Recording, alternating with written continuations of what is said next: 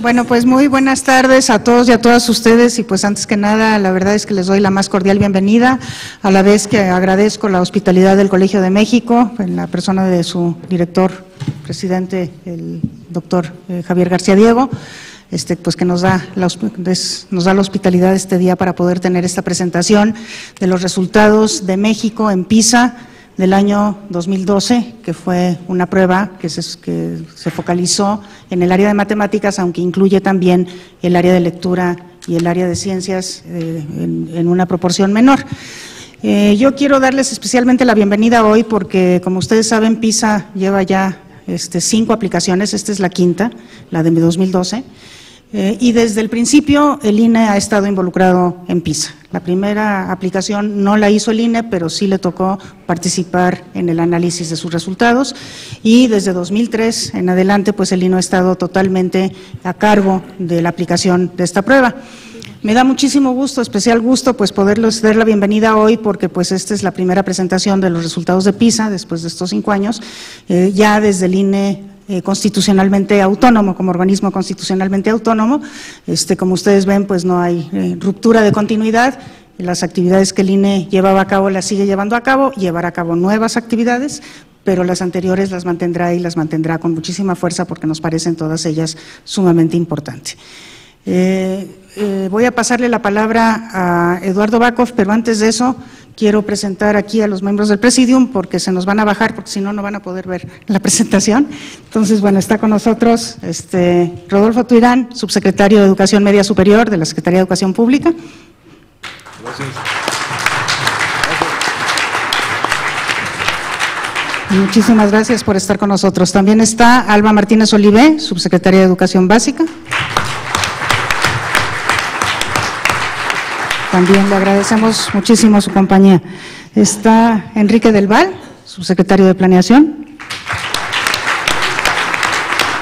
También muchísimas gracias. Y de casa, pues está Eduardo Bakov, que es miembro de la Junta de Gobierno, y bueno, por su profesión y su desarrollo profesional, pues es justamente quien lleva la cabeza en todo lo que es pruebas de medición de aprendizaje de los alumnos, PISA entre ellas. Eduardo. Gracias. Y también está con nosotros María Antonieta Díaz, que es la responsable desde el INE de la prueba PISA, prácticamente desde que empezó, ¿verdad? Entonces está contenta. Y bueno, quiero también aprovechar la oportunidad pues para presentar a los otros consejeros de la Junta de Gobierno del INE, que están todos aquí con nosotros. Para quienes no lo conocen, Teresa Bracho, párate. Margarita Zorrilla. Y Gilberto Guevara, que está hasta por allá atrás. Y pues les quiero decir que son todos los miembros de la Junta de Gobierno, todos los consejeros, los que les damos la más cordial bienvenida. Y bueno, sin más, le paso entonces el micrófono a Eduardo Bakov.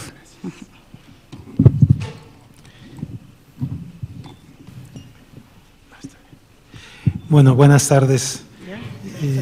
Sí. Bueno, si los subsecretarios quieren entonces irse allá abajo para que puedan verla. Para que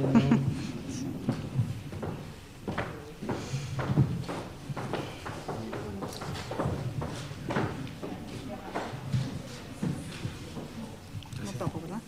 No, para nada. Se fue Tony. Bueno, buenas tardes. Tengo una presentación bastante, digamos, amplia de PISA. Voy a procurar ser lo más breve posible. Algunos de ustedes han de haber ya sabido de los resultados que ahora se dieron a conocer, y entonces no me voy a detener mucho a ello, y especialmente voy a hacer énfasis en los resultados de México. Esta es una presentación de PISA en México. Bueno, son 4 puntos los que voy a tratar. Es las características generales de PISA, muy rápido, los principales resultados de PISA 2012 en sus 3 ámbitos, matemáticas, ciencias y lectura, un comparativo 2003-2012 en matemáticas exclusivamente, porque son los años en los cuales se aplicó matemáticas a profundidad, una síntesis y conclusiones. Con las características, Todo el mundo ya sabe que PISA es una evaluación de competencias que ellos denominan para la vida, dirigida a jóvenes de 15 años que están en cualquier grado escolar a partir del primero de secundaria y hasta el último grado de educación media superior para el caso de México. Es decir, los estudiantes que están en primario, que están afuera de la escuela, no son evaluados. Evalúa competencias, siempre son estas tres o han sido estas tres hasta el momento: lectura, matemáticas y ciencia. No está alineada a ningún currículum especial y se aplica, ya lo dijo Silvia, desde el año 2000. Se realiza cada 3 años y en cada aplicación se profundiza un área en particular. En 2012 fue matemáticas, al igual que en 2003, y por eso es que se hace la comparación ahí. La prueba consta de preguntas de diferentes formatos, predominando las preguntas abiertas en las que el estudiante construye las respuestas y luego gente preparada y capacitada las califica. Los resultados de PISA proporcionan un diagnóstico del sistema educativo en términos de las competencias que poseen los estudiantes de 15 años del país. Y yo agregaría que esto es algo muy particular que yo pienso. PISA no solamente mide la escolaridad de los estudiantes, sino mide la cultura de un país a través de los 15 años, de los estudiantes de 15 años o de los aprendizajes que logran. Permite la comparación, en este caso, de 65 países en los 5 continentes, que difieren en sus condiciones socioeconómicas. Es un referente para los países para la toma de decisiones de política educativa y que en teoría deberían ir orientadas al mejoramiento de los aprendizajes. Ayuda a entender que las competencias se desarrollan, se aprenden y no se nacen con ellas. Y por su diseño muestral no se dan resultados ni por escuela ni por estudiante, pero sí por entidad federativa, por modalidad y por sostenimiento de escuela. Además de las pruebas de aprendizaje, PISA administra 2 cuestionarios que van dirigidos a estudiantes y a directores de centro escolar y que lo que buscan es conocer los factores de contexto en que ocurre el aprendizaje y que pueden explicar los resultados del logro educativo. Aquí está la relación de los 65 países que participaron. Estoy señalando aquí a México, estoy señalando también un poquito en otro color a los países de Latinoamérica, y en este lado están los miembros de la OCDE, que son 34, y en este lado están las economías y países asociadas. Se dice economías porque hay ciertas regiones de un país que pueden participar como tal. Es importante saber a cuántos estudiantes estamos evaluando. El sistema educativo tiene una población en 15 años de cerca de 2.115.000, digamos, estudiantes. En educación media superior está el 51%, en secundaria está el 19% aproximadamente, haciendo un total de 69.6 o 70, pongámoslo así, y hay un porcentaje importante o que está en la primaria o que está fuera de la escuela. Y este es un aspecto fundamental. También es interesante observar cuáles son las tendencias en la cobertura. Fíjense que en el año 2000 la cobertura del 51.6% y hay una tendencia a la alza hasta llegar al 69.6%. Esto hay que considerarlo por varias razones, pero una de ellas es porque entre más estudiantes nosotros tengamos en la escuela, quiere decir que esos estudiantes vienen usualmente de estratos socioeconómicos bajos y por lo tanto en una nueva aplicación uno esperaría tener resultados menores a los del año anterior. Ese es un aspecto que hay que considerarlo, que usualmente así es. El porcentaje de los estudiantes que se evaluaron, aquí ya estamos hablando del 70% o 69,6%, 12.3 eran de sostenimiento es al revés, perdónenme. Esto es privado, 12.3 privado, 87 .7 público, secundarias es 26% y 74.1% en educación media superior. Este es un dato importante. ¿Qué se evalúa en matemáticas? Se evalúa la capacidad para formular, emplear e interpretar las matemáticas en una variedad de contextos, así como de razonar y usar herramientas matemáticas para describir y explicar fenómenos. Aquí lo que es muy importante decir es que PISA no se queda en el aprendizaje escolar de las matemáticas, sino más bien en el uso que se le hacen a las matemáticas para solución de problemas que uno encuentra en la vida o que uno pudiera encontrar en situaciones inclusive escolares. Se hizo son 65 países, entonces compararnos con 65 países es una tarea bastante ardua, entonces se decidió compararnos con 19 países y con México eran 20 países los del grupo. ¿Quiénes fueron? Países que tuvieron resultados altos, Shanghái, China y Singapur, resultados bajos, los más bajos, Indonesia y Perú, socios comerciales, Canadá y Estados Unidos, países iberoamericanos, Argentina, Brasil, Chile, Colombia, Costa Rica, Uruguay, España y Portugal, que son los que participaron, y otros países sacados con una metodología que nos permitían podernos comparar con ellos. La presentación de PISA que hacemos es muy parecida a la que se han hecho en otras ocasiones. Para entenderlo, ustedes imagínense que están a vuelo de pájaro, desde arriba, viendo como una carrera de remos, ¿verdad? O de bicicletas, como ustedes quieran. Aquí está Shanghái, China, que va en el primer lugar. No van a ver ustedes, por supuesto, su calificación, pero para que ustedes entiendan que estos son los países mejor posicionados. Esta raya de aquí que ustedes ven es el promedio de la OCDE en matemáticas, que fue de 494 puntos. Esta raya que ustedes ven aquí es el promedio de América Latina, y aquí estoy señalando México, en donde ustedes pueden ubicar en el panorama completo donde se encuentra.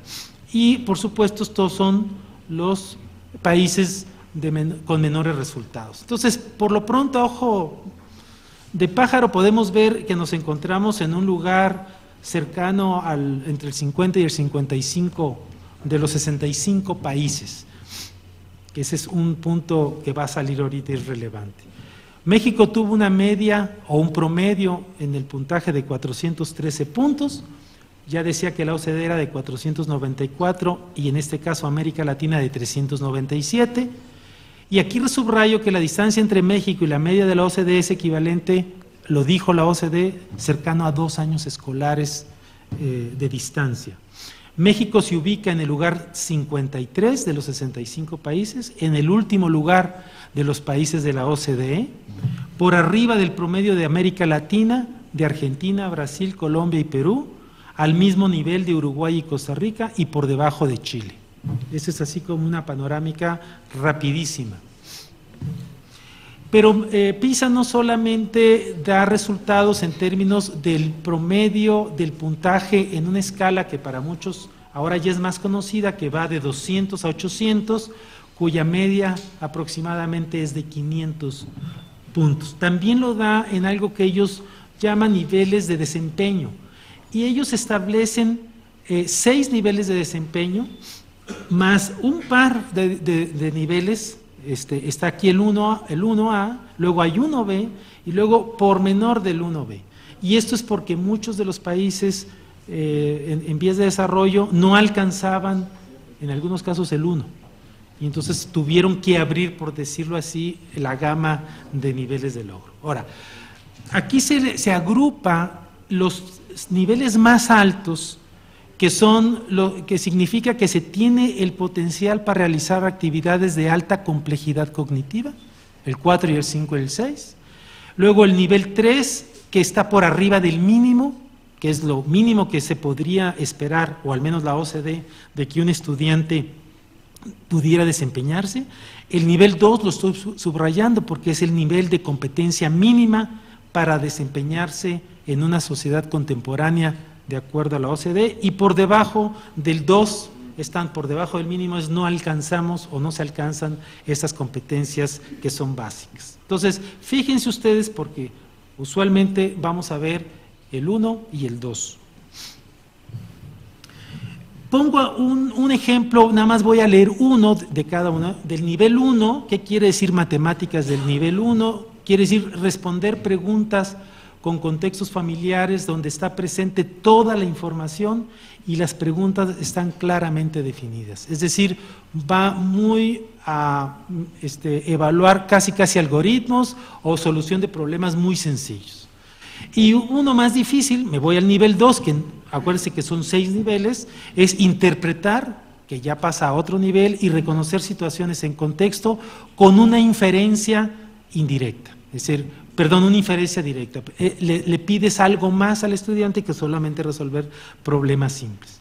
Otra característica sería extraer información relevante de una sola fuente de información o usar algoritmos y fórmulas para resolver problemas que involucren números enteros, tampoco son muy complejos, etc.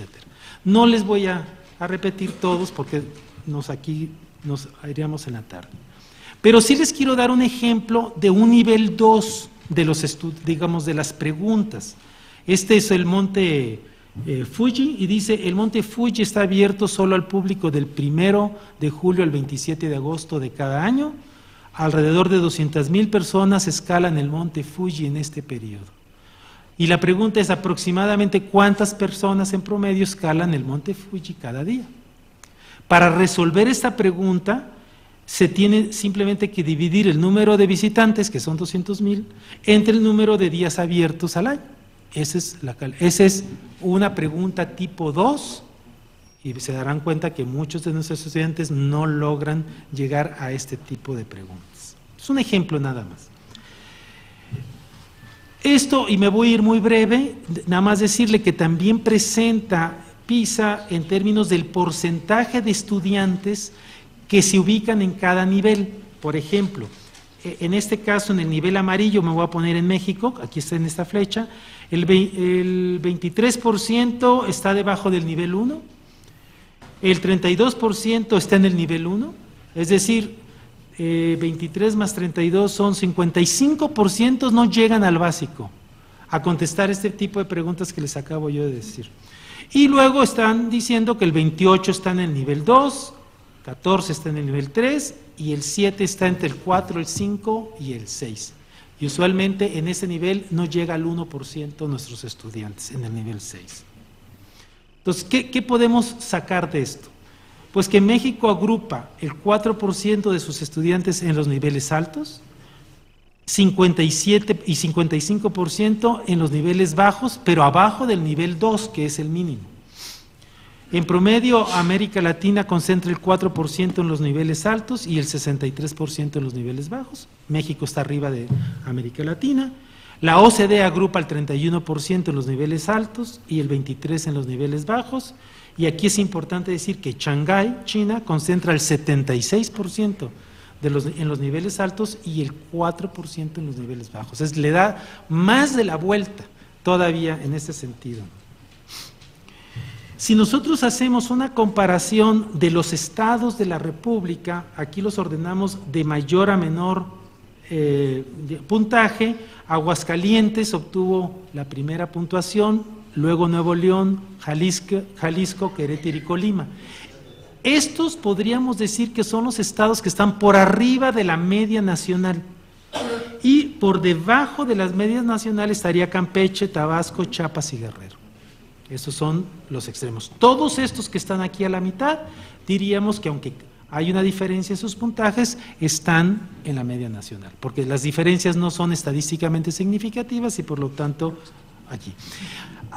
Algo que hay que resaltar, gracias Silvia, es que Michoacán, Sonora y Oaxaca no se encuentran en este panorama porque los estudiantes de tercero de secundaria no se evaluaron o no fueron con la representación adecuada y por lo tanto se desbalanceaban o sesgaban hacia el lado de la educación media superior. Entonces se sacaron de este análisis. No me voy a detener aquí, pero están aquí todas las calificaciones en términos de porcentaje de estudiantes en cada uno de los niveles de logro.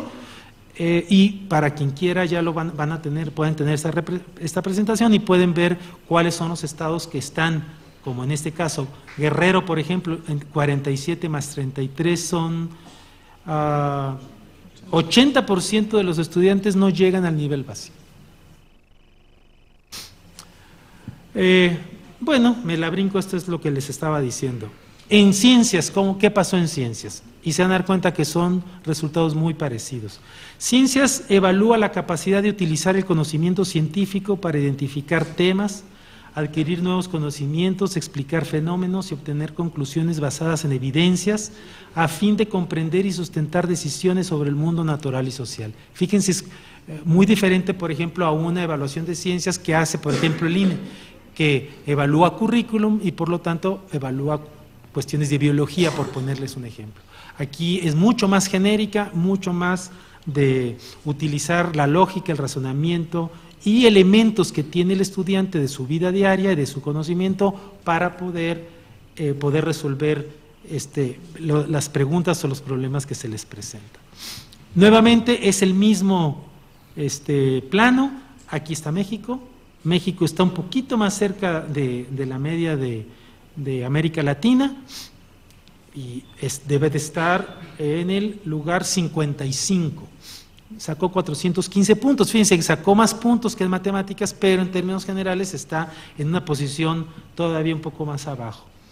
Igualmente queda en último lugar de los 34 países de la OCDE y en el contexto latinoamericano está por arriba de América Latina, Argentina, Brasil, Colombia y Perú, una media similar a la de Uruguay y se encuentra por debajo de Costa Rica y Chile. Y ojo con Chile porque usualmente siempre sale arriba de México en estas tres pruebas. ¿Qué evalúa como niveles de desempeño de ciencias? Que el estudiante tiene un conocimiento científico tan limitado que solo puede aplicarlo a unas pocas situaciones que le sean familiar, es el nivel 1. Y el nivel 2 dice tiene un conocimiento científico adecuado para aportar posibles explicaciones en contextos familiares o para llegar a conclusiones basadas en investigaciones simples. Es un grado un poquito más complejo. Este es nuevamente México, que tiene estos niveles de desempeño. El 34 tiene el 47% menor al nivel básico y en el nivel digamos, niveles superiores no llega al 2%, tienes apenas el 2%. En promedio, esto se lo dije de México, América Latina concentra el 4% en los niveles altos y 49% en los niveles bajos, la OCDE el 29% en los niveles altos y el 18% en los niveles bajos, y nuevamente Shanghái el 63% en los niveles altos y el 2% en los niveles bajos. Todavía Shanghái mejora en esta prueba. Lo mismo para las entidades federativas, ustedes se van a dar cuenta, Jalisco, Nuevo León, Aguascalientes y Querétaro, que están en ese rectángulo, las mejores calificaciones o arriba de la media, Tabasco, Chiapas y Guerrero están por debajo de la media, con la misma observación de los estados que no participaron en este estudio. Es la misma, no me voy a detener ahí, ustedes lo podrán estudiar con suficiente tiempo, pero aquí están nuevamente todos los estados. Lectura. Lectura mide la capacidad para comprender, emplear, reflexionar e interesarse en textos escritos con el fin de lograr metas, desarrollar conocimientos y participar en la sociedad. Esa es la forma en cómo PISA define el desempeño en la lectura. Nuevamente, México se encuentra muy cerca de la media de Latinoamérica. No hay que Shanghái, para variar, está arriba. Hong Kong, China y abajo usualmente son los mismos, Perú, Qatar, etc. México tuvo una puntuación, fíjense, mayor, en este caso fue de 424 puntos en lectura. De los 65 países ubica el lugar 52, el último lugar de los países de la OCDE, por arriba de Uruguay, Brasil, Colombia, Argentina y Perú, y se encuentra por debajo de Costa Rica y Chile. Los niveles localizar uno o más fragmentos independientes de información explícita, claramente explícita, localizar uno o más fragmentos de información que puede inferirse. Si en un caso está muy claro en dónde está la información, en otro habrá que inferirla, son el cambio entre el nivel 1 y el nivel 2. Este es nuevamente México con la cantidad de estudiantes por debajo del nivel básico, y aquí lo vamos a ver mejor. Dice México tiene el 5% de sus estudiantes en los niveles altos y el 41% en los niveles bajos, un poquito mejor que en otros casos. Me brinco acá y digo, la OCDE agrupa al 29% en niveles altos y al 15% en niveles bajos, y Shanghái el 61%, es al revés, en los niveles altos y el 3% en los niveles bajos. Digamos, es una fotografía que se repite, que es muy parecida con pequeños matices, pero que en realidad nos está dando México. Y lo mismo para las entidades: Querétaro, Distrito Federal, Aguascalientes, Chihuahua, Nuevo León y Colima, entre los más altos; Tabasco, Chiapas y Guerrero, entre los más bajos. Ya no me meto aquí. Y ahora voy a hacerles una comparación de matemáticas solamente 2003-2012. Fíjense que algo que a mí me llamó mucho la atención es cuando se hizo un estudio de cómo salían todos los países, los países que participaron en el 2003 y en el 2012. Y los países que más subieron en 10 años fue Brasil, ¿no? Cerca de 35 puntos, no recuerdo muy bien, pero más o menos. Túnez, México creo que fueron 28 puntos, Polonia, Turquía, Portugal, Italia, etcétera, etcétera. Y los que más bajaron, es decir, aquí son negativas las diferencias: Suecia, que bajó 30 y tantos puntos; Finlandia, que había estado en los primeros lugares; Nueva Zelanda, Islandia, Australia, Eslovaquia, República Checa, Francia, Bélgica, Holanda, etcétera, etcétera. Es decir, que en 10 años hubo diferencias en las puntuaciones, tanto en los países en vías de desarrollo, que estaban, digamos, al final, como en los más desarrollados, que en un principio se habían visto, digamos, en los primeros lugares, como es Finlandia. Ahora, aquí hay que decir que no todos los países cambiaron. Hubo países que están, digamos, Corea, por decirlo así, que está en un lugar muy bueno y que quedó en ese mismo lugar, o países que estuvieron en un lugar bajo y que quedaron en el mismo lugar, ¿no? Pero México está, digamos, por decirlo así, es el tercer país que mejores incrementos tuvo en estos 10 años. Si ustedes quieren ver cómo surgió en el 2000, les voy a recordar algo. 2000, lectura fue la asignatura, por decirlo, a profundidad. Luego 2003 fue matemáticas, 2006 fue ciencias, 2009 fue otra vez lectura, y 2012 fue nuevamente matemáticas. En teoría, uno podría hacer una gráfica, ¿verdad?, uniendo todos los puntos. Sin embargo, PISA alienta a no hacerlo. Dice, en realidad, en donde hubo suficientes reactivos o una prueba a profundidad, es en donde es el año a profundidad, en este caso 2003 versus 2012. Y por eso es que los resultados que ustedes van a ver que publica PISA están en esta relación y no hacen digamos, trayecto. Alguien, y seguramente más de un reportero, va a preguntar, bueno, 2009 estábamos en 419 puntos y bajó a 2012 a 413, quiere decir que estamos peor, ¿no? Esa es una primera interpretación.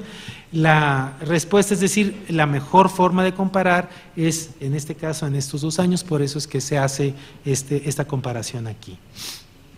Otro aspecto importante que yo creo que es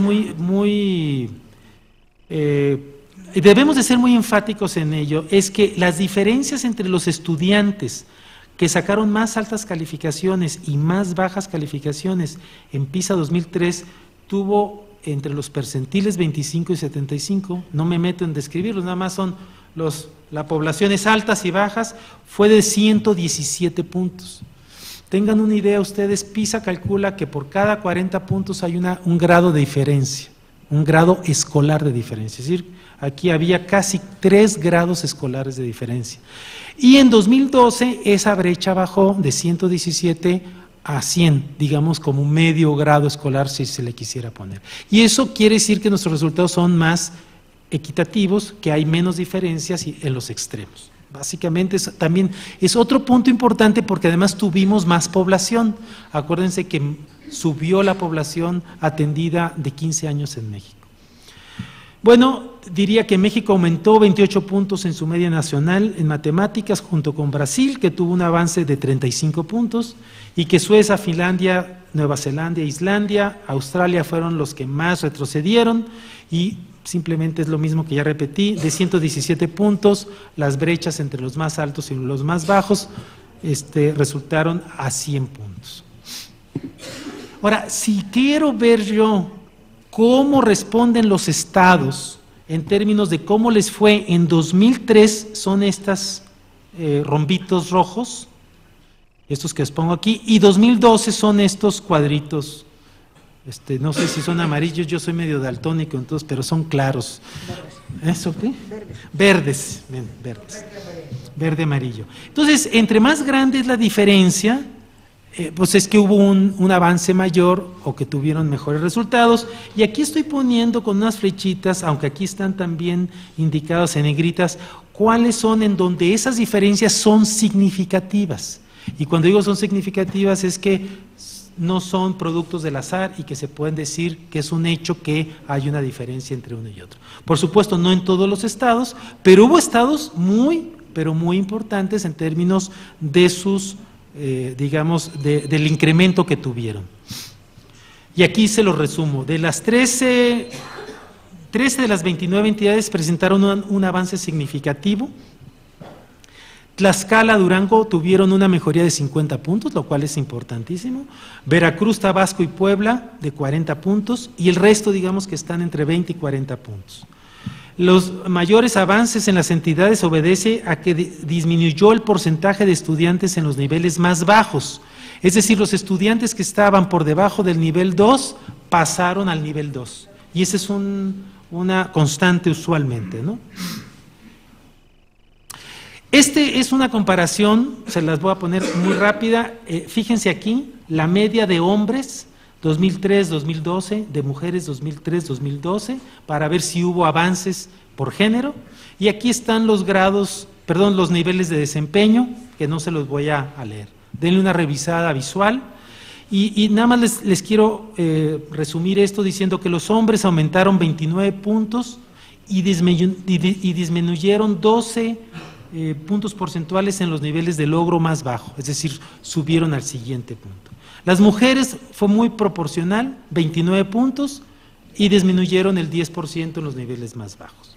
Entonces, la misma gráfica se las voy a presentar ahora por nivel educativo, secundaria y educación media superior, y aquí hay cosas muy interesantes. Por ejemplo, la secundaria aumentó 30 puntos en su calificación promedio y disminuyó el 10% en los niveles de logro más bajo. La educación media superior aumentó 9 puntos, que es la tercera parte de lo que hizo secundaria, y disminuyó 5% en los niveles de logro más bajos, que es como la mitad. Es decir, podríamos decir que hubo más avance en la secundaria que en la educación media superior en ese sentido.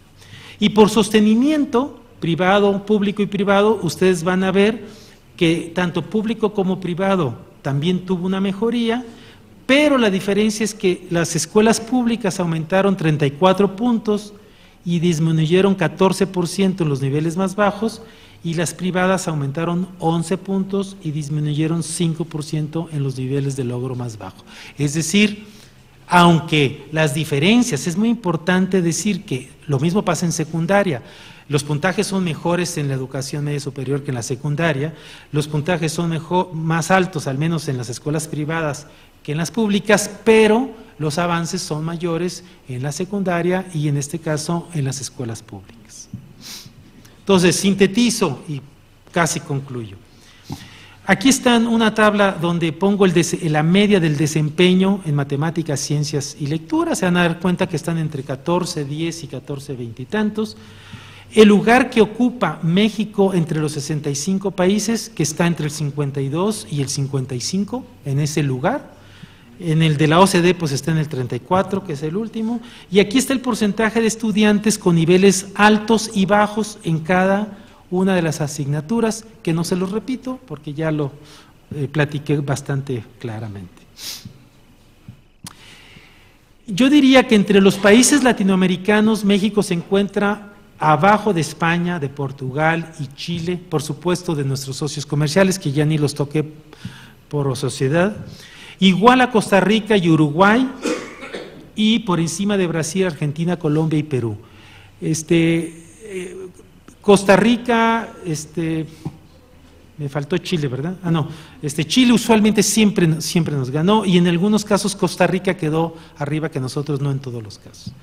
Pero es así un resumen grueso. El 55% de los estudiantes no supera las competencias básicas o no las logra adquirir en matemáticas, el 41% en lectura y el 47% en ciencias. Fíjense, aquí voy a subrayar, aunque en matemáticas hubo un avance importante, pero el 55% no llega a los niveles básicos. Quiere decir que aunque hubo un avance, no es suficiente como para hacer, digamos, una gran diferencia, pero tampoco hay que, por supuesto, omitirlo, ¿no? Menos del 6% de los estudiantes de 15 años logra alcanzar los niveles de competencias más altos, el nivel 4 y 5 y 6, y menos del 1% alcanza el nivel más alto, que es el 6. Entre 2003 y 2012, México aumentó 28 puntos, lo cual equivale a 2.8 puntos por año. Las brechas en el aprendizaje disminuyeron, como ya les había dicho, en 17 puntos, lo que quiere decir que hay una mayor equidad. La cobertura de estudiantes de 15 años pasó del 58% al 70%, lo cual es muy importante subrayar. Y no obstante, la cobertura de México es la tercera más baja de todos los países que participaron en PISA 2012. Son 20 puntos porcentuales por abajo del promedio de los países de la OCDE. Quiere decir que el promedio de los países de la OCDE tienen al 90% de sus estudiantes en la escuela. Y México es el tercero en esa cobertura, a pesar del avance que se ha tenido en estos 10 años. Los hombres y mujeres obtienen más altas, esto no lo había dicho, pero ahorita lo voy a decir, más altas calificaciones, perdón, los hombres obtienen puntuaciones más altas en matemáticas que las mujeres, como por 30 puntos, mientras que las mujeres obtienen puntuaciones más altas en lectura que los hombres, como unos 26 o 28 puntos. Y esto es una constante, no de todos los países, pero de la gran mayoría de los países en el mundo. La secundaria muestra avances mayores que la educación media superior, y la educación pública también muestra avances mayores que la educación privada, pero tenemos que decir nuevamente que aunque estas brechas se han reducido, siguen existiendo grandes diferencias. Los resultados de PISA, y prácticamente ya concluyo con esto, son insuficientes para hacer una realidad el derecho que tienen todos los niños y jóvenes mexicanos a recibir una educación de calidad. México sigue mostrando bajos niveles de cobertura escolar en estudiantes de 15 años y niveles muy pobres de aprovechamiento escolar en las 3 asignaturas. De persistir esta tendencia, pasarán décadas para que México cierre la brecha educativa con los países desarrollados, porque los países pues también se van moviendo. Pero aunque no se movieran, solamente así, por ejemplo, PISA hizo un cálculo que faltarían 25 años para que México en matemáticas alcanzara el promedio, suponiendo que los demás países no hicieran absolutamente nada y que nosotros siguiéramos avanzando. Y finalmente yo diría, y con esto cierro, que 3 componentes esenciales para que México tenga un buen sistema educativo tienen que ver con el mejoramiento del funcionamiento de las escuelas, de la profesión docente y por supuesto de los resultados de aprendizaje. Muchas gracias.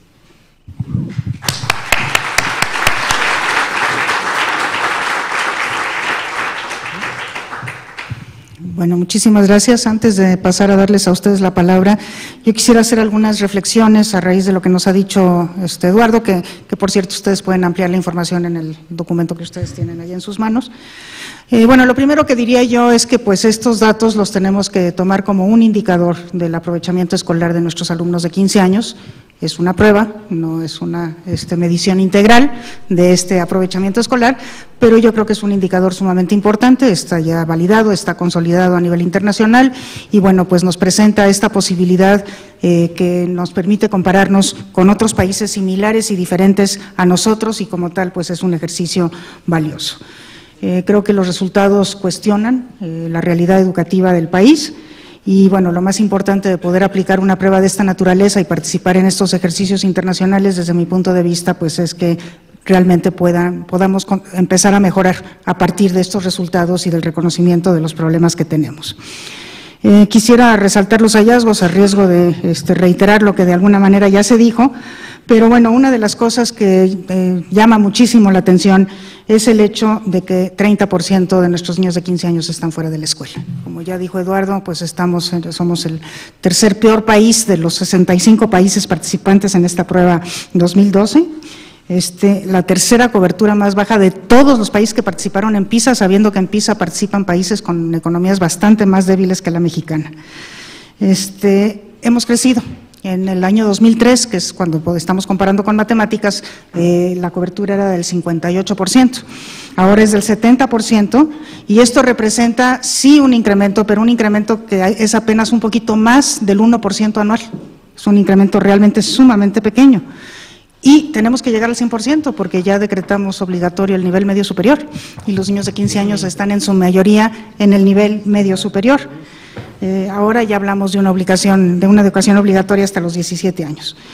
Desde luego que la dificultad para tener una cobertura mayor en este nivel educativo, pues en primer lugar tiene que ver con un no ingreso a la secundaria a partir de la primaria, o sea, se termina la primaria y no se ingresa a la secundaria, que sabemos que ahí hay un porcentaje como de alrededor del 12% de los alumnos, pero principalmente esto se debe a que tenemos una alta deserción en secundaria. Y entonces, por esa razón, no podemos tener una cobertura del 100% en el nivel medio superior, reconociendo que hay una parte importante de los niños de 15 años que todavía están en secundaria.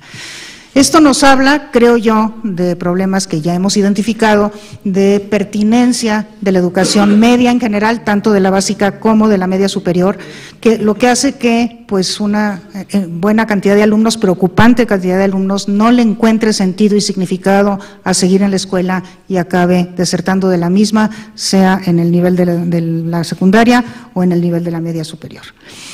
Bueno, también ya se dijo que tenemos un puntaje promedio de 413 puntos, que la distancia con la media de los países del OCDE, que es de 494, es de 2 años escolares, exactamente así se mide, ¿no? Quiere decir que nuestros niños de 15 años que están en la secundaria, en promedio sería como si estuvieran en primero de secundaria, ¿verdad?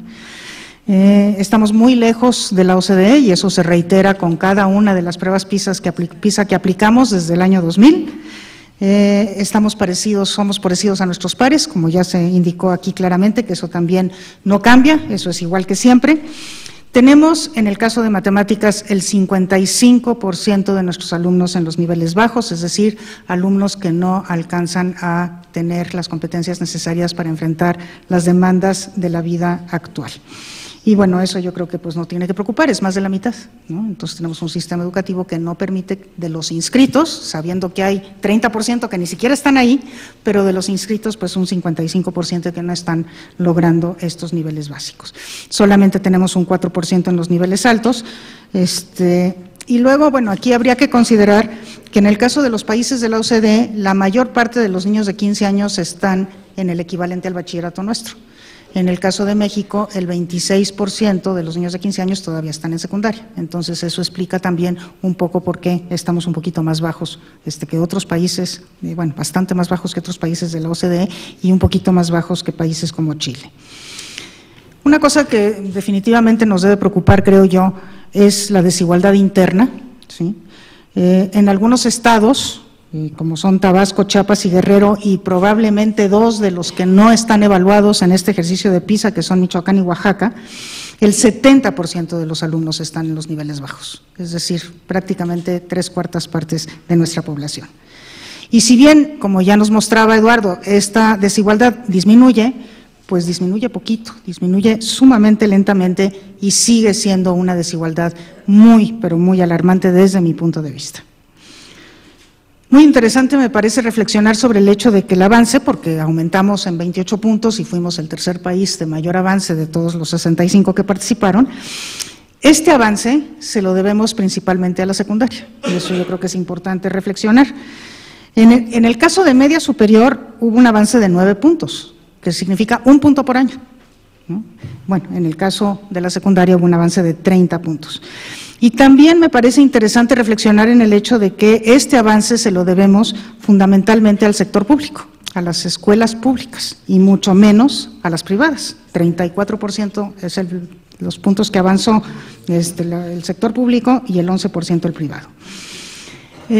Nosotros no hemos hecho el ejercicio, pero la OCDE sí lo hizo y ellos aseguran que si se mantiene constante el nivel socioeconómico de los estudiantes, de hecho no existen diferencias en los resultados entre las escuelas públicas y las escuelas privadas. Entonces, pues esto nos lleva pues necesariamente a reflexionar acerca de la calidad de la educación privada, porque atendiendo a muchachos de mayor nivel socioeconómico, pues tienen una diferencia muy pequeña y resulta ser un sector muchísimo menos dinámico. El avance entre niños y niñas, o entre muchachas y muchachos, es prácticamente el mismo. Los niños avanzan 29% y las niñas avanzan 26%, pero todavía se mantiene una diferencia de género importante de 14 puntos y esta diferencia nos tiene que seguir preocupando. En el caso de matemáticas, este es un fenómeno que no es únicamente de México, es un fenómeno mundial. Los hombres, los varones salen siempre mejor en matemáticas que las mujeres, pero pues eso parece que tiene que ver con ciertas concepciones de género que alejan a las mujeres de las matemáticas y por lo mismo de las ciencias, y pues es algo que definitivamente nos tiene que preocupar.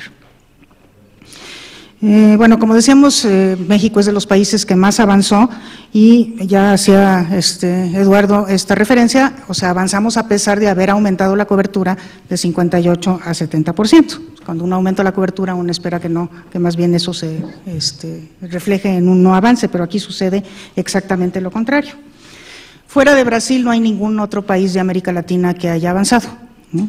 No hay avances de otros países. A pesar de eso, el que hayamos avanzado no nos tiene que llevar a la complacencia, porque todavía estamos, pues por lo que ya acabo de decir, en niveles sumamente bajos. De todos modos, el avance nos genera preguntas, o sea, nos tendremos que preguntar por qué avanzamos, por qué México avanza 28 puntos y hay países que están sumamente desarrollados que no solamente no avanzan, sino disminuyen.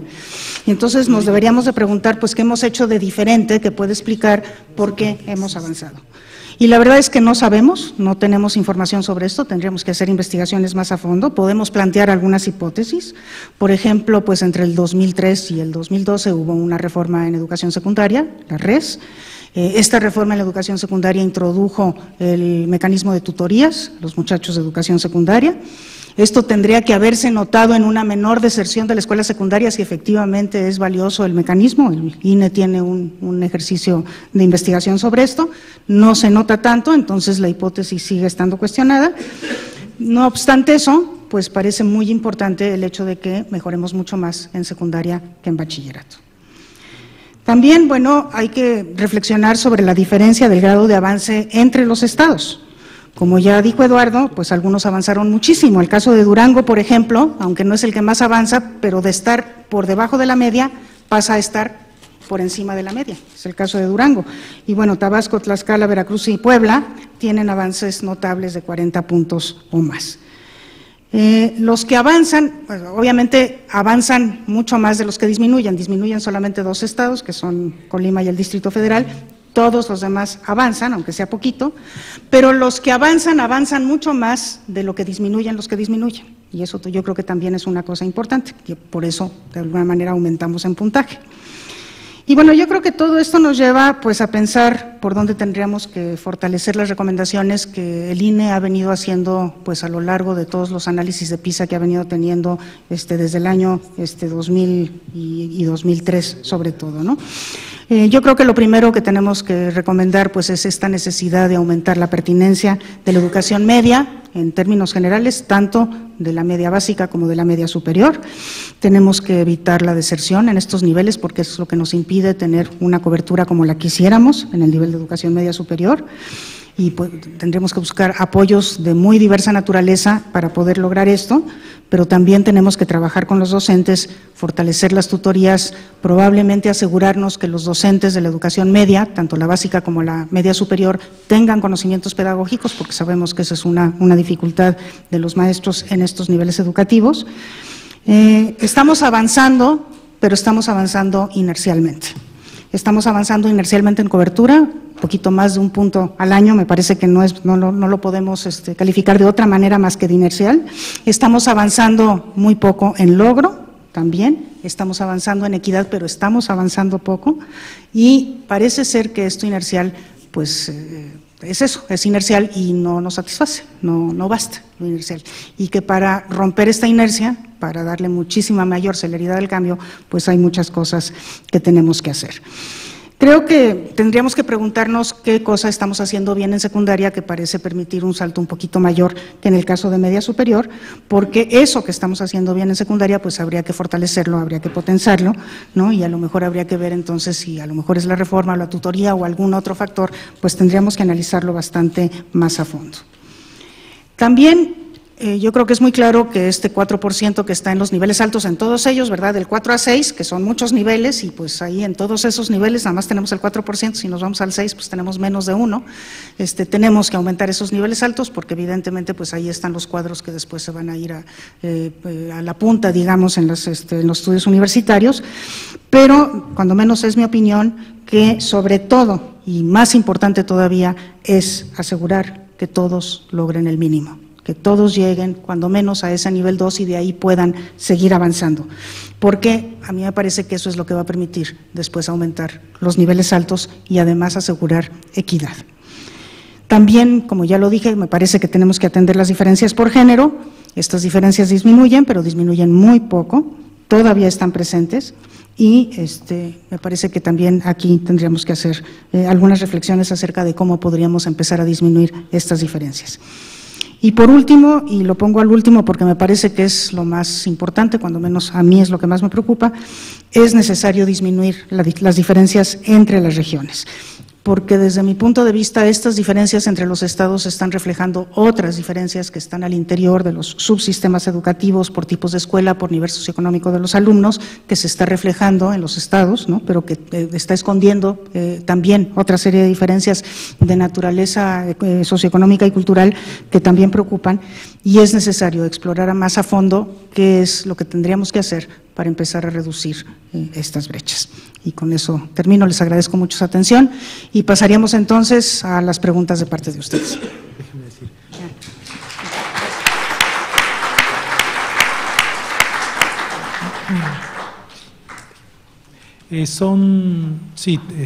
¿Quieren que terminemos con estas preguntas que nos acaban de hacer llegar? Y luego platicamos.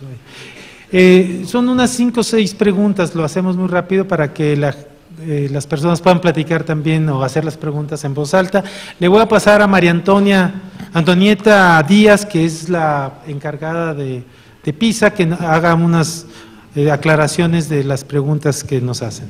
Sí, aprovechando el micrófono, quiero decirles que a la salida o ya les estarán entregando el reporte de resultados que se elaboró en el INE, que es el reporte de resultados nacional, ya está, se los van a entregar y estará también en el portal del instituto, junto con el resumen ejecutivo que también podrán encontrar, y también podrán encontrar estos 2 materiales de divulgación que es para saber más acerca de PISA, que se basa en las preguntas típicas y clásicas que nos hacen los profesores, están aquí respondidas, y un material de cómo interpretar los resultados de PISA.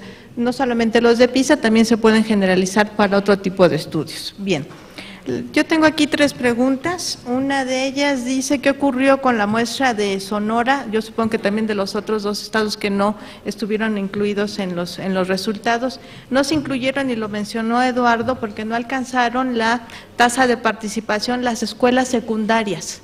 Eso fue lo que pasó. No alcanzaron, no se pudo. Entonces, si presentábamos los resultados, estaba sesgado a educación, escuelas de educación media superior, por eso no se incluyeron.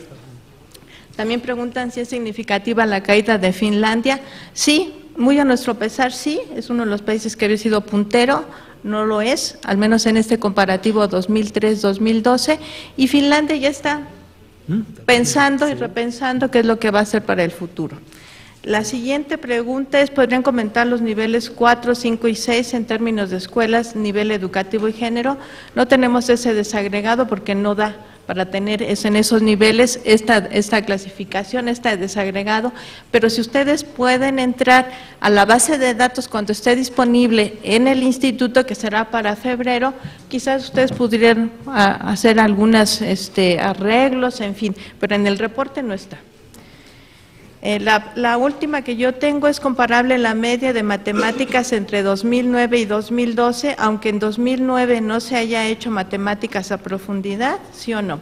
Eduardo lo mencionó diciendo que los años donde se evalúa mayor profundidad es más sólida ese comparativo. En este caso de matemáticas fue 2003-2012, como lo fue 2000-2009. Gracias. Voy a contestar 3 preguntas, y luego Silvia, y luego vamos a las preguntas abiertas, Toño. Dice, ¿se asocia el incremento de resultados educativos a la práctica de enlace, pensando en que se han habituado los niños a las pruebas y a este enfoque de evaluación? Yo digo que sí, que en gran medida esto está muy bien estudiado. En Estados Unidos al menos se ve que cuando introducen pruebas nuevas en un país o en un estado, hay algo que le llaman inflación de resultados educativos. ¿Por qué? Porque no se les hacía importante responder, porque no sabían responder a la opción múltiple, por muchas razones. Cuando todo un estado y una sociedad le pone atención, pues lo hace la misma escuela, los padres de familia, y además aprenden a responder preguntas que no necesariamente quiere decir que saben más, pero hay un aprendizaje de la forma de responder. Entonces, parte de esos resultados pudieran deberse a eso. Sin embargo, no es el caso, por ejemplo, en ciencias o en español con ese grado, y habría que preguntarse por qué. El otro dice, ¿para qué sirven las pruebas Scale si utiliza los mismos parámetros que PISA? En el sentido de que es la misma escala del 200 al 800, que con una media, con los niveles de logro. ¿Y qué aporta una y qué aporta la otra? Bueno, Scale lo que aporta es evaluar con mucha precisión qué saben los estudiantes del currículum. O sea, es una prueba totalmente alineada al currículum y evalúa lo más ampliamente posible el currículum. PISA evalúa algo que ellos llaman competencias para la vida, que tiene que ver, por supuesto, con la escuela, pero que son más de habilidades de razonamiento, más de habilidades de uso de la información en una sociedad. Entonces sí hay una diferencia importante. Adelanta un poquito que ahorita estamos haciendo un estudio para ver cómo enlazar y hacer, no equivalentes, pero a qué equivale un grado o una puntuación en PISA a una puntuación en Scale, y les van a dar un poquito más de información. Y luego el otro es si es conveniente establecer metas nacionales con base en PISA. Es decir, que si sacamos 414 puntos, en 5 años saquemos 450. Así lo entiendo, ¿no? Digamos, y esta es una respuesta muy personal. Yo lo que he visto en todas las metas que han utilizado los gobiernos, siempre han fracasado, ¿no? O sea, es muy difícil mover las puntuaciones y más ponerlas como meta. Se pueden poner, pero usualmente, si ustedes ven en las metas que se produjo, o más bien que se establecieron en el sexenio pasado, las que también estableció Bush, pues nunca llegaron ni cercanas a lo que ellos se habían propuesto. Entonces, es un referente no creo que sea muy apropiado, pero yo creo que puede haber diferencias de opiniones al respecto. Te la paso a Silvia. Muchas gracias. Pues también muy rápidamente, la pregunta es cómo revertir la tendencia esa que indica que tardaremos 25 años en alcanzar a los países de la OCDE. Bueno, a mí me parece que también esta es otra meta de estas parecidas, ¿no? Esta de alcanzar a los países de la OCDE, porque pues es como suponer que hay un solo camino al desarrollo, ¿verdad? Cuando yo creo que hay múltiples caminos al desarrollo y pues tendríamos que podernos poner nuestras propias metas, pero desde luego que nos preocupa el poder avanzar nosotros mismos respecto de nosotros mismos y bueno, pues ya mencioné algunas, yo creo que es necesario, yo creo que la pregunta llegó antes de que yo terminara de hablar, porque pues las que yo puedo mencionar ya las mencioné, yo creo que es necesario revisar cómo estamos distribuyendo los recursos entre estados, entre niveles socioeconómicos, entre modalidades educativas, telesecundarias, secundarias generales y diferentes modalidades de EMS. Creo que tenemos que pedagogizar muchísimo más a nuestros maestros, creo que es necesario fortalecer la formación de los docentes en todo sentido y de manera muy importante curricularmente creo que tenemos que preocuparnos por la pertinencia del currículum, el significado que le podemos dar a los muchachos diversos como lo son, de lo que están aprendiendo en nuestro país y bueno, creo que también tenemos que profundizar, digamos, en las medidas que se pueden tomar, porque me parece que hay muchas más de las que yo estoy mencionando, que muchas de ellas ya están recogidas en la investigación nacional que se ha hecho y que se recogió ahora en los estados del conocimiento del COMIE, y entonces una tarea nuestra es precisamente ver qué nos dice la investigación educativa al respecto, y otra fuente importante de información pues es la internacional, la mundial, lo que nos indica el estado del conocimiento a nivel mundial que es posible hacer. Se me pregunta que cuál es el plan de evaluación en los siguientes años para mejorar estos resultados. Y pues aquí yo lo que respondo es sí, es importante evaluar para conocer cuáles son estos resultados y cuáles son las diferencias que tenemos en estos resultados. Es necesario hacer investigación educativa para profundizar en las causas de estas diferencias y poder atenderlas, pero la evaluación no va a mejorar los resultados.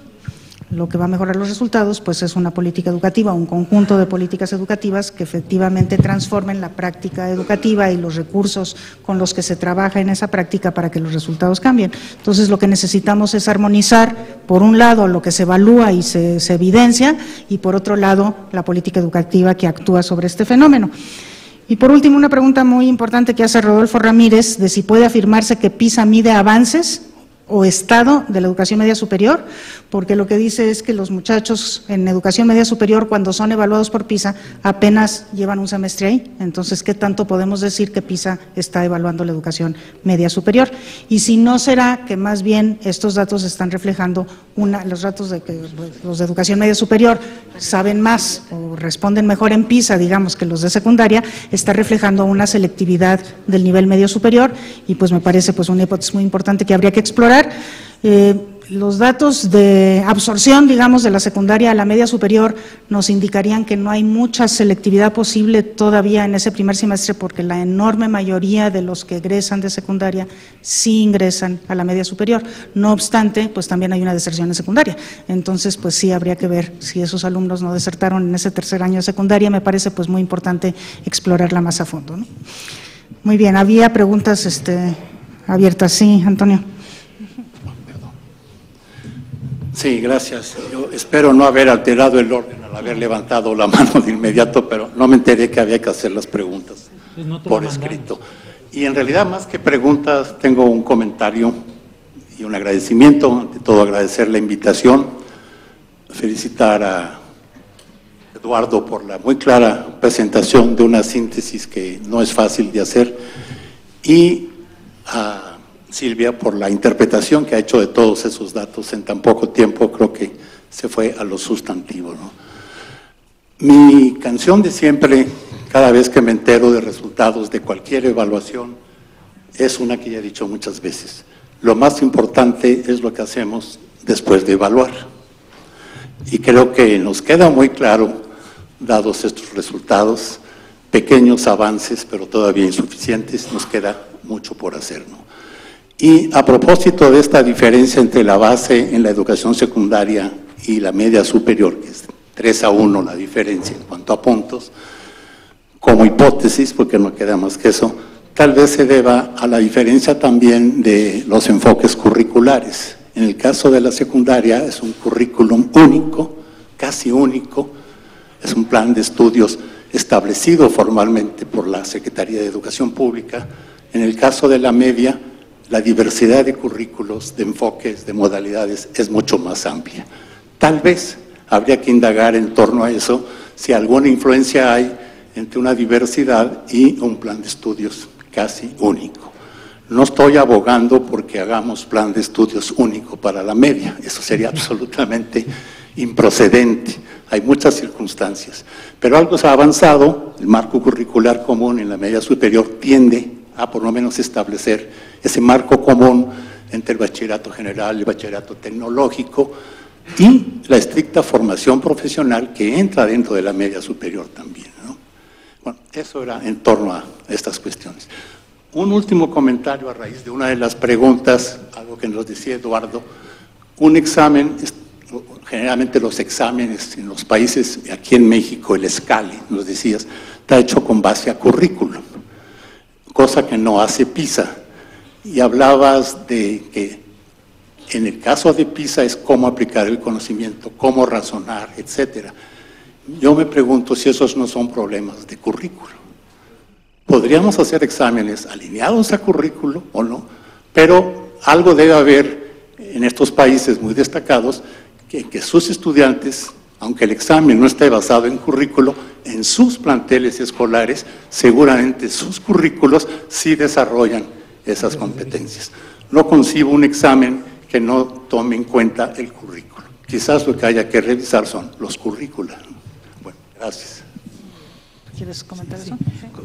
Comento un poquito, Antonio, 100% de acuerdo, al menos con esto que estaba, bueno, con lo que dijiste, pero en especial con esto en términos de, efectivamente, cuando uno analiza el currículum, no quiere decir que uno evalúe puras cosas memorísticas del currículum. El currículum mexicano, cuando uno lo revisa, digamos a profundidad, tiene cosas buenísimas, o sea, aplicación del conocimiento, solución de problemas que no se ven en el salón de clases, pensamiento crítico, hay muchos elementos, comprensión de lectura en donde no se infiere o que se tenga que inferir y no, o sea, sin embargo, el SCALE te da un retrato del mapa curricular de cada una de las materias y te puede decir exactamente qué se aprende y qué no se aprende.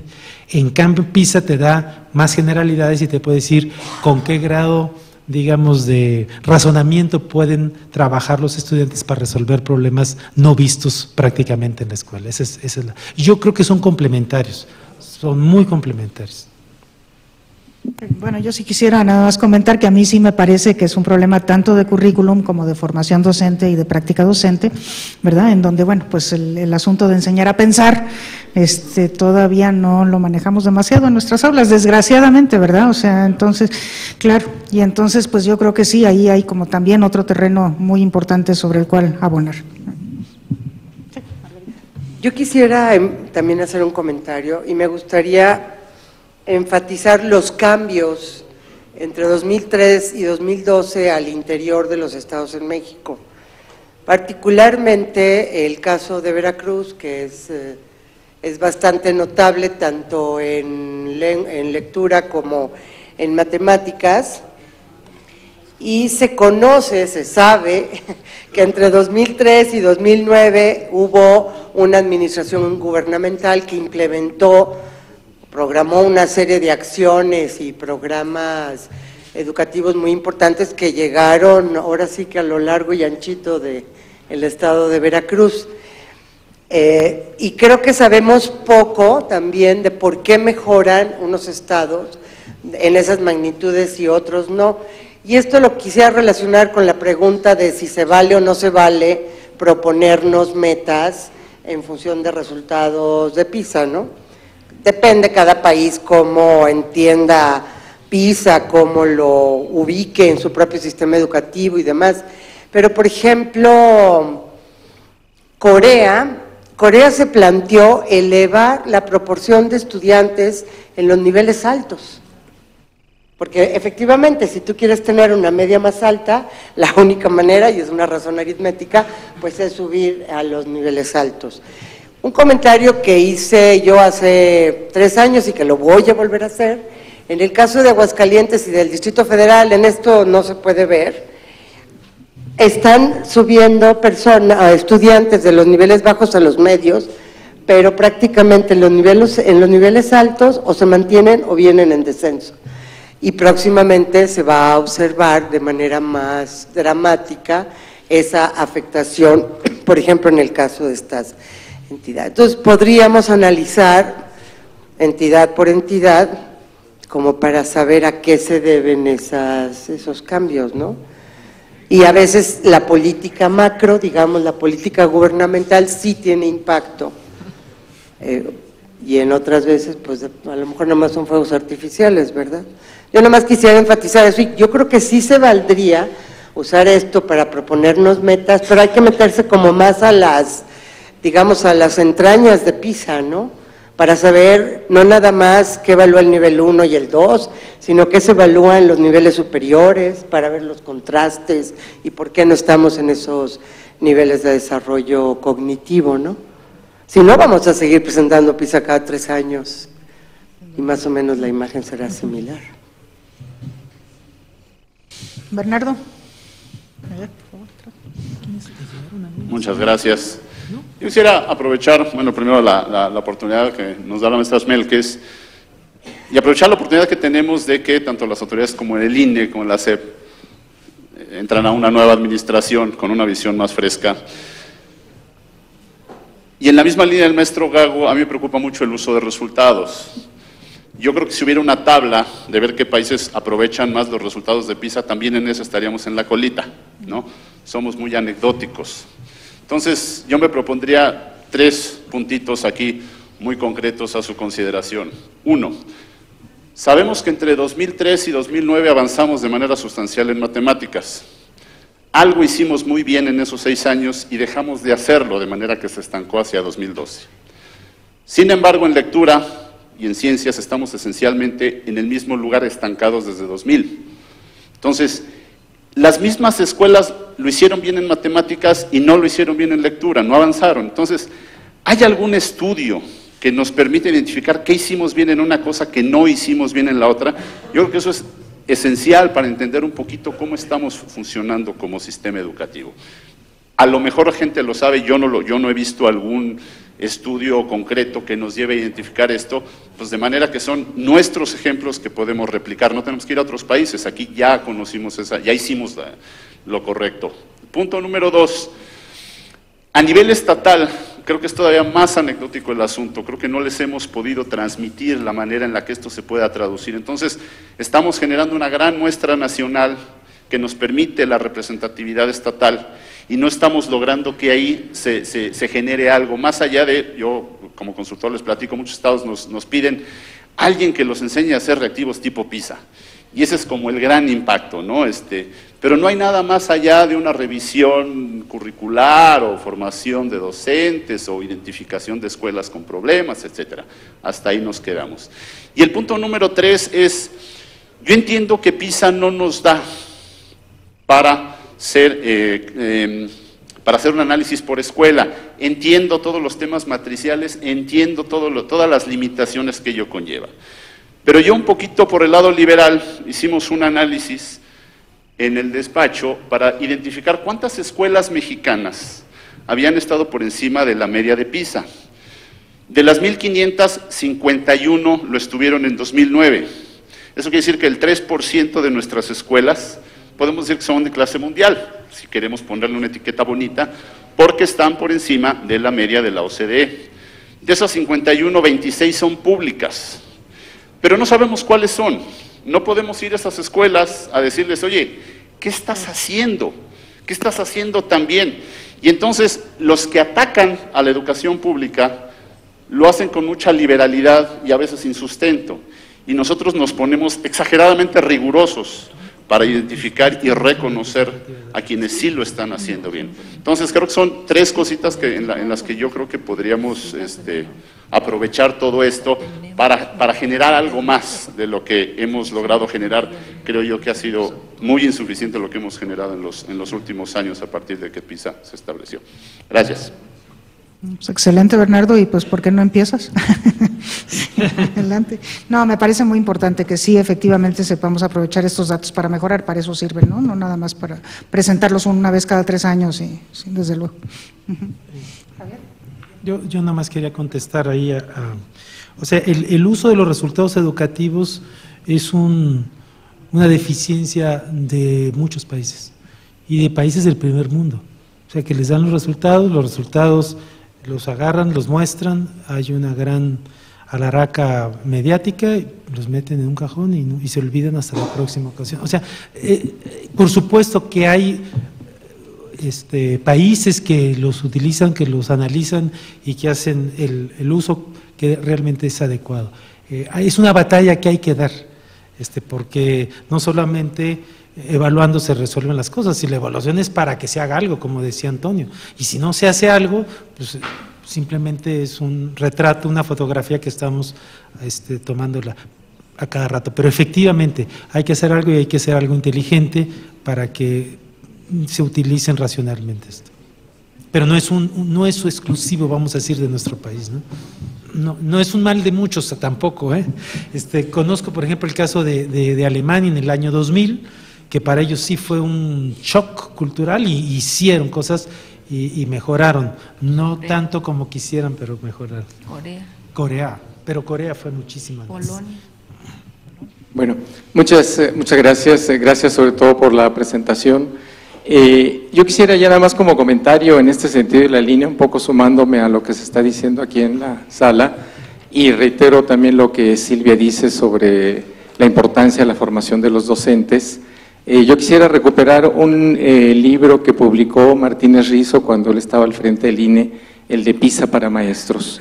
Creo que fue un excelente trabajo, muy atinado, que dejó de circular, sabemos que está en línea, pero bueno, se le dejó de dar difusión más ampliamente, y yo creo que debería haber una segunda versión, no solo PISA para maestros con los reactivos más actualizados, sino también PISA para diseñadores curriculares. Porque me uno al comentario del colega, creo que la base del currículum es donde está muchísimo de lo que pasa en la escuela. Los maestros no siguen tanto el currículum, pero siguen el libro de texto, y el libro de texto está con base en el currículum. Entonces, si modificamos muchos de los elementos en el diseño curricular, pues iremos indirectamente modificando las prácticas educativas. ¿Quieres comentar? Sí. Estaría yo totalmente de acuerdo con que si nosotros modificamos en algo el currículum, se modifica también en algo los resultados educativos, pero lo que yo puedo ver de las reformas, de las grandes reformas curriculares, es que se quedan fuera del salón de clases.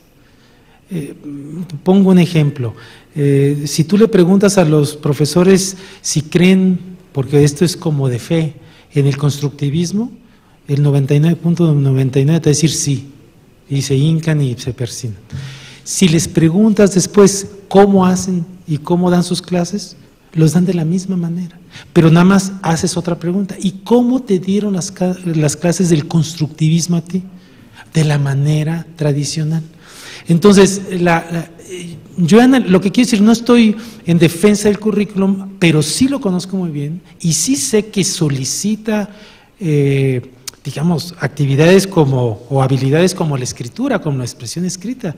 Y la expresión escrita, cerca del 70% de los estudiantes mexicanos no tienen los elementos básicos para escribir con las mínimas, vamos a decir, reglas funcionales y no gramaticales de la escritura. Entonces, yo lo que quiero decir es que no solamente está en el currículum, sino la implementación, que la reforma, la que fuera, trascienda al salón de clases, o a la escuela primero y luego al salón de clases, y ahí podríamos lograr cambios. Esa es mi opinión.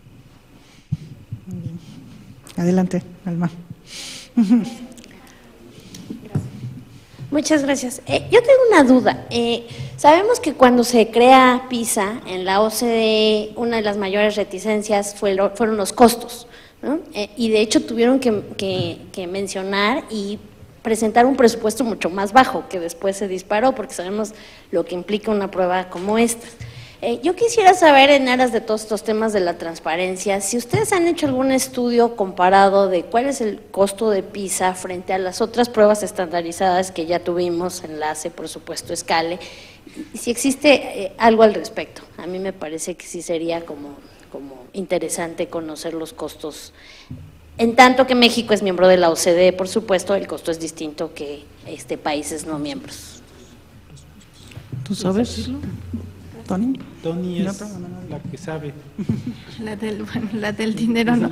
Bueno, cada año los países tienen que pagar una cuota por participar en PISA, pero también tienen que pagar cuotas adicionales por participar en ciertas cosas. Por ejemplo, México participó en este ciclo 2012 en el cuestionario de familias. Entonces, es un costo adicional que tiene que pagar el país. Si participas en otra opción que abre PISA y que es optativa, se paga adicionalmente. Entonces, si hay un estudio comparativo de otros países, no lo sé, pero esos son los costos, al menos los fijos, que tienen que pagar los países. Miembros o no miembros, ¿no? Los no miembros es otro costo diferente, en los miembros, en el caso de México, pues es una cuota anual. Pero yo creo que sí sería muy interesante hacer ese ejercicio, ¿verdad?, comparativo, y publicarlo. Creo que sí sería sumamente importante. El hecho de que México haga una muestra por estados, a México le implica un costo muchísimo más alto que a muchos países que no lo hacen, porque no lo tienen que hacer porque son pequeños o porque no quieren hacerlo, ¿no? Entonces sí, yo creo que esos costos, o sea, ¿qué es lo que implica hacer una muestra por estados, hacerla nada más a nivel nacional? ¿Qué es lo que implica meternos en PISA 12 o meter un cuestionario? ¿Y cómo compara eso con otros ejercicios de evaluación internos que tenemos, o incluso con otras pruebas internacionales, ¿no?, en las que México participa? Yo creo que sí habría que hacerlo, y pues bueno, lo asumimos. Voy a agregar un elemento que le preguntaba a Tony. Yo he trabajado en algunos comités de PISA, y lo que sé es que ellos prácticamente no escatiman recursos, porque los tienen, para contratar a los mejores especialistas del mundo o a las mejores agencias del mundo, que no son muchas, son muy poquitas por cierto, para elaborar el mejor examen. O sea, esos de veras queda uno muy impresionado son la gente que uno lee en la literatura, los grandes estadísticos que inventa, Cronbach o alguien quien conoce, pues ahí está escribiendo alguna cosa. Pero como son 65 países, se distribuye este gasto entre 65 países, y entonces esa distribución resulta que no es tan onerosa para un país como pudiera ser a lo mejor una prueba que y no tengo el comparativo, habría que hacerlo, lo que nos cuesta a nosotros hacer una prueba en un país como Scale, por decirlo, Enlace, sabemos que cuesta bastante, mucho dinero, pero es para un solo país, y estás hablando en el caso de Scale, de una muestra, en el caso de Enlace, pues de un censo, y eso hay cambios muy, muy importantes en ello.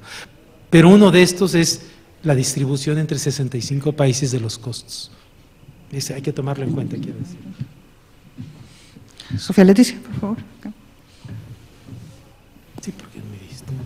Es más bien una reflexión. Cuando se analizan los datos de Enlace a nivel nacional y obviamente por entidad federativa, vemos un avance constante, sobre todo en primaria, no en secundaria, que es donde vemos el gran desafío de la secundaria. Entonces mi reflexión es, no estaremos viendo los avances de primaria al comparar 2003, 2012, y en educación media superior nuestros desafíos de la secundaria. Esa es un poco la reflexión, ir un poco si estamos midiendo las capacidades de los jóvenes de 15 años.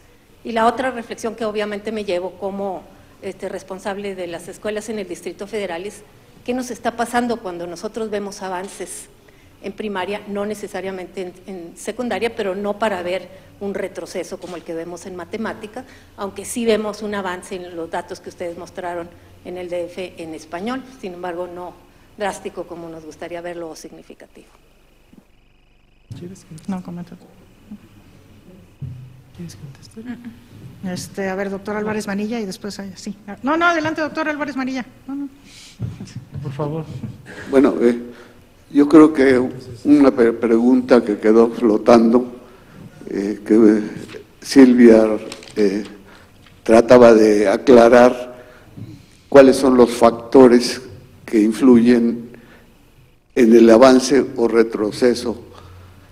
Y creo que valdría la pena destacar que estos instrumentos como PISA están fundamentalmente centrados en la parte cognitiva. Viene una corriente casi subterránea que está ligada a los factores no cognitivos que colaboran en el desarrollo del aprendizaje, que son, digamos, utilizando una figura retórica, los tutores, como la vara que guía el desarrollo de una planta. El área paracognitiva soporta el desarrollo de lo cognitivo. Y creo que en tanto no se comience a explorar lo que se llaman las habilidades suaves, a diferencia de las habilidades duras que son las cognitivas, estaremos contemplando una explicación incompleta y tratar de entender con un solo elemento y la carencia de otros que serían los factores paracognitivos que tienen un peso en el desarrollo de lo cognitivo. Gracias. No, pues simplemente decir que pues, estoy enteramente de acuerdo, ¿no? Los resultados de los estudios de factores asociados al aprendizaje muestran muy claramente que una variable fundamental es el clima escolar, y el clima escolar tiene que ver con lo socioafectivo, ¿verdad?, que es justamente lo que soporta la posibilidad de aprender. Entonces, bueno, ahí, pero también decirles que la OCDE también ya está empezando a incursionar en el desarrollo de medidas para estas habilidades suaves o estos factores no cognitivos, ¿no? No sabemos por dónde va el asunto, pero ya hay una inquietud al respecto porque se reconoce que esto es así, y pues yo creo que será muy importante que México también le vaya pensando a ese asunto. Sí, ahí Silvia, si me permites, ya hay en PISA elementos que miden actitudes. En los cuestionarios dirigidos al estudiante se miden actitudes. En el caso de matemáticas, por ejemplo, se midió la motivación, la ansiedad, no en el caso en lectura. En cada una de las aplicaciones, en los cuestionarios se dan estas mediciones. En nuestro reporte no está incluido, pero son elementos o análisis que seguramente en los años siguientes vamos a tener la posibilidad de tener disponibles para ustedes. Pero en el reporte internacional, ahí está, hay un volumen especial para toda esta parte actitudinal en PISA. Bien. Adelante, por favor. Sí, siguiendo la propuesta de Toño Gago en el sentido y después de PISA, creo que corresponde observar el lugar que se da y si tiene un lugar central la mejora de los aprendizajes en las políticas. Esto es, si tenemos como propósito principal mejorar estos aprendizajes con enfoque de competencias, ¿cómo es que ese propósito principal se coloca como prioridad y cuáles son las formas de intervención que se proponen para lograrlo? Por último, está claro que las mejoras en educación requieren consistencia, quiere decir coherencia y continuidad. Digamos que los relámpagos en la noche no nos ayudan mucho, que digamos. Entonces, creo que la observación de los estudiosos, de los expertos, para coadyuvar a la identificación clara de prioridades, en el sentido que las intervenciones contribuyan a la mejora de los aprendizajes, siempre es bienvenida. Sí, bueno, yo no sé si yo deba de responder esto, pero ahora con la creación del INE autónomo, pues una de las cosas nuevas que sucede es que el INE puede, o más bien debe, emitir directrices que emanan de los resultados de las evaluaciones, y lo nuevo es que esas directrices tienen que ser públicas y tienen que ser respondidas públicamente por las autoridades educativas, y entonces uno esperaría que esa sea la vía para que efectivamente las evaluaciones tengan una repercusión en políticas orientadas a mejorar el aprendizaje, que ese es el propósito fundamental. Entonces ustedes nos juzgarán después de un rato si eso efectivamente camina por ahí. Yo quisiera responder a dos preguntas y relacionarlas en términos. Se hace la pregunta, ¿y por qué el avance en primaria y por qué no en secundaria? o en este caso de PISA, ¿por qué en secundaria y no en bachillerato? Enlace muestra unos avances, PISA muestra otros, ¿no? Y bueno, yo diría que no está sabido, la mera verdad, del todo, no está del todo claro por qué nosotros tenemos ciertos avances y por qué, digamos, Finlandia tiene unos retrocesos. O sea, la pregunta es, o sea, hemos hecho tan bien las cosas para mejorar tanto como, y tan mal Finlandia como para retroceder el mismo trecho. Lo que podría yo decir es que,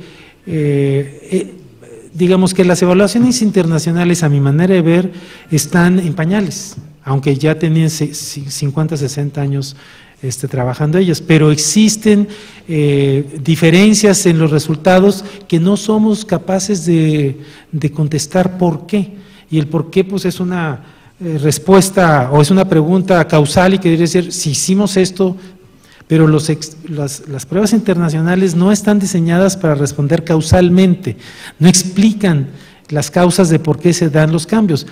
Te las ponen y te dicen, la fotografía está ahí, tú búscale en tu contexto a qué se puedan deber. Entonces, tenemos mucho que aprender para hacer análisis causales de los resultados de aprendizaje que no tenemos, o al menos que yo conozco que en el mundo quisieran tener estas herramientas para poderlas utilizar en cada uno de los países, porque estarían muy bien posicionados si pudieran atenderlas. Esa es una cosa, ¿no? Bueno, y lo otro ya lo respondió Silvia. Pues si no hubiera más preguntas, yo le preguntaría a los subsecretarios si quisieran hacer algún comentario final. Alba, ¿qué quieres? Muy bien.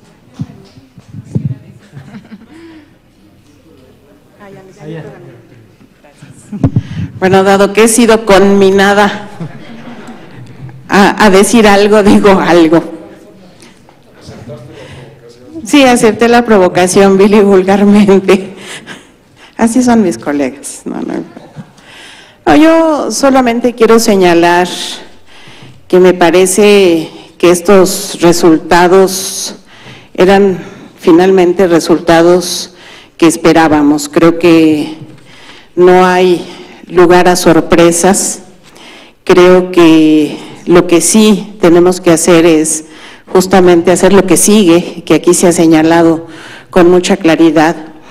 Y yo quisiera señalar que uno de los temas de trabajo fuertes es el tema de buscar que las escuelas tengan una vida digna de llamarse una vida escolar.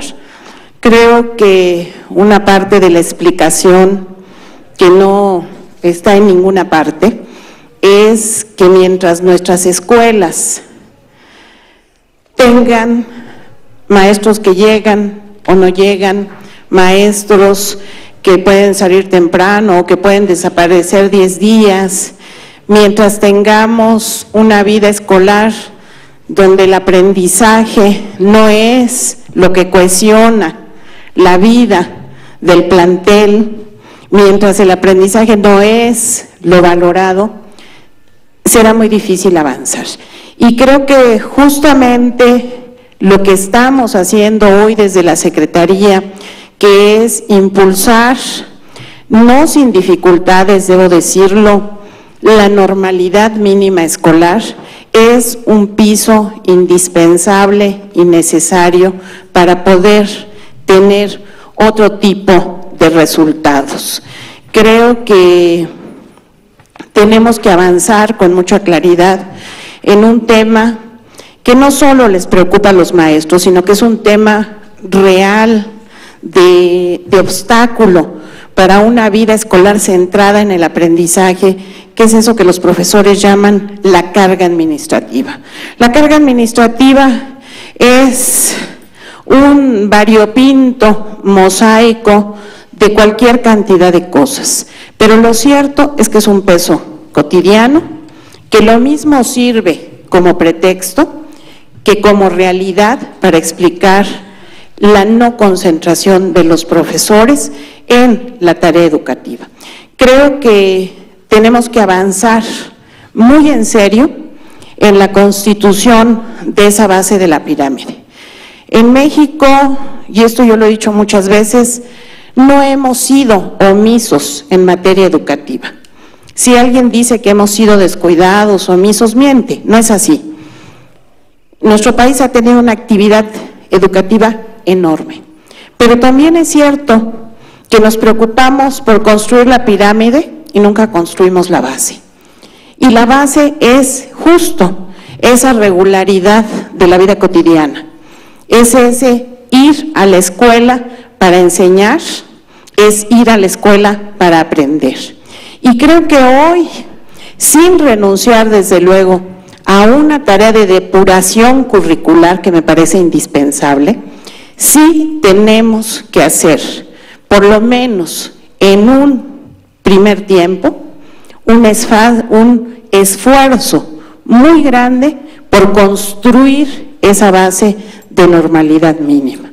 Creo que en ese esfuerzo de construcción de una base de normalidad mínima podemos ir construyendo avances interesantes que se reflejen en aprendizajes.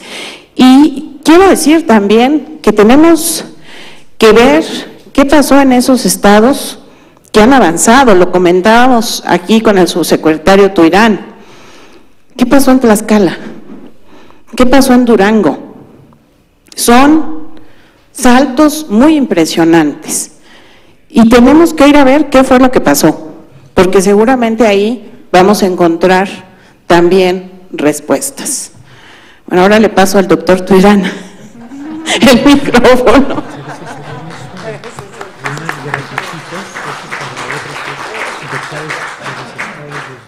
Ya me están provocando.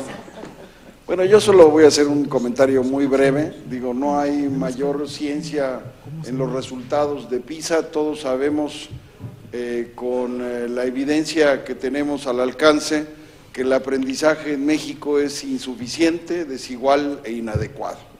Y los resultados de PISA 2012 no hacen más que corroborar lo que ya sabíamos. Creo que las preguntas como las que formula Alba son muy relevantes.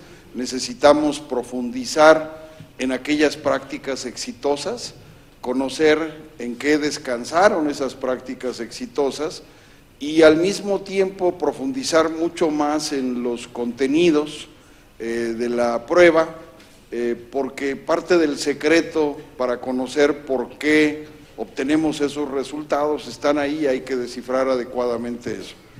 Yo solo quiero señalar que buena parte de estos resultados en realidad no dicen, y ahí me distancio un poco de la interpretación de Bakov y de Silvia, no dicen mucho acerca de la educación media superior. En realidad lo que dicen es la experiencia de unos cuantos meses en la educación media superior y difícilmente se puede hablar de la media superior a partir de los resultados de PISA. Creo que más bien hay que verlos desde la perspectiva de la trayectoria educativa en la educación básica y en todo caso habrá que ver con más cuidado qué enseñanzas y lecciones se desprenden a partir de la prueba PISA en la primera etapa de los jóvenes, después de una larga experiencia en la educación básica, que se desprende como experiencia en unos cuantos meses en la educación media superior. Pero sin duda lo más relevante, creo yo, es que estos resultados, más que proveernos respuestas inmediatas, lo que deben de formular son preguntas que nos lleven a profundizar adecuadamente para no caer, digamos, en este juego inmediatista de obtener respuestas como la que nos entregan los medios en el corto plazo, independientemente de que los resultados, como ya lo señalé, siguen siendo preocupantes. Aceptada la provocación. Sí.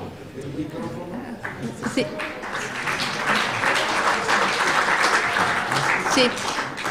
Sí, tiene toda la razón, doctor Tuirán. Lo que se ve aquí no es lo que ha aportado la educación media superior, es el capital que traen los estudiantes de secundaria sin duda. Pero ¿qué cree? Que PISA 2012 aplicó en estudiantes de grado 12. Aprovechamos la prueba para aplicarlo en grado 12. Esos resultados obviamente no están reportados acá, serán motivo de un reporte especial para el próximo año. Exactamente. Sí, va a ser otra provocación, Rodolfo. Enrique del Val, ¿quisieras hacer algún comentario? No. Pues si ya no hubiera ninguna otra cosa, pues yo les agradezco nuevamente muchísimo su presencia y pues acá afuera habrá un cafecito que nos podamos tomar juntos. Muchas gracias.